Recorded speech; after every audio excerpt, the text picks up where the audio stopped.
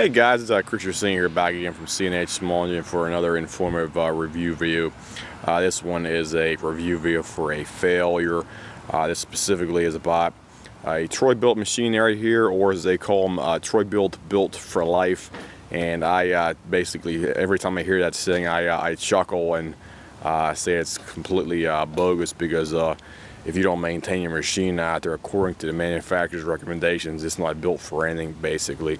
So we had a customer over here brought the machine over here about a couple days ago, and he claimed the machine would not pull over for him at all. And I asked him point blank when was the last time he used it, and he said he used it about a couple weeks ago. And I even asked him, did he do any specific maintenance to the machine and stuff like that, and he said he only maintained it one time. He said he put a new spark plug in her. However, I beg to differ with him on that specific fact, because it looks like he has the original spark plug in here, because it's the Briggs & Stratton branded spark plug right there as well too. And unfortunately, this machine is not going to be worth repairing, primarily because of two main things.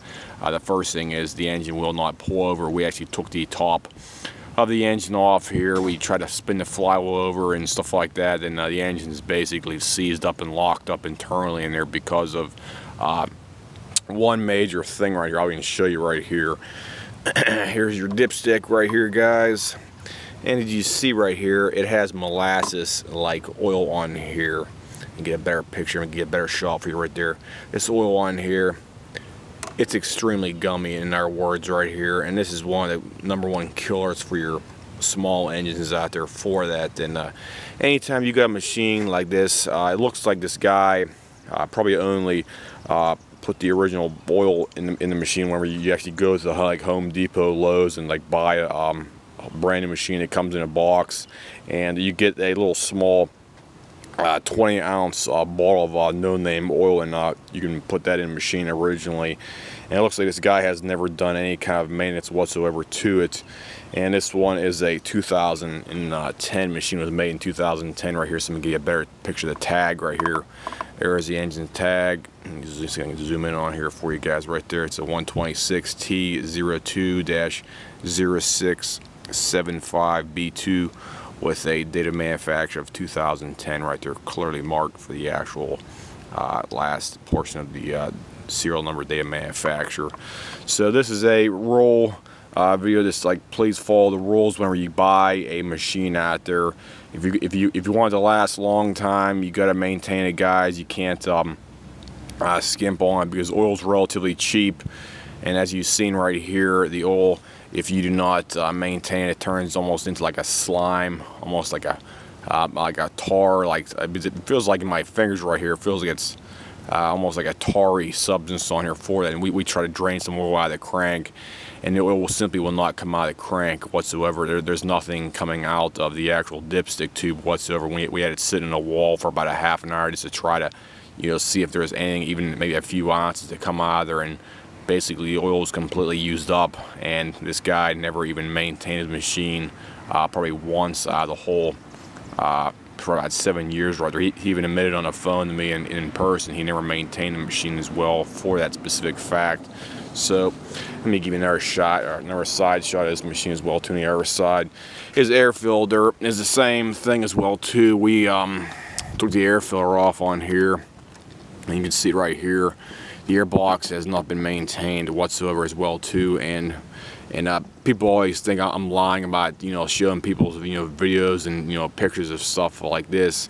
And this is a right open, just take the air box off. That's what the air filter looks like. It has not been ever changed or taken apart and cleaned out right there for that specifically, guys. And that's one of the biggest problems we see over here, is lack of maintenance, no maintenance whatsoever, or simply the person like loans it out or just uses it continually on like an extremely dirty or dusty area, and never does any kind of required maintenance whatsoever for even the actual wheels on the front right here.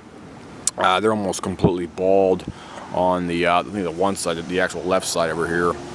It's completely bald. You can feel it. There's like no ridges in the middle of the traction tread right there on the right side. There's just a teeny bit left right here for that, but other than that, this machine's shot kaput, whatever you want to call it out there. And he needs a new engine, basically, guys. And this can all be prevented simply because if you didn't, you know, just check the oil every time you're done, maybe before or after.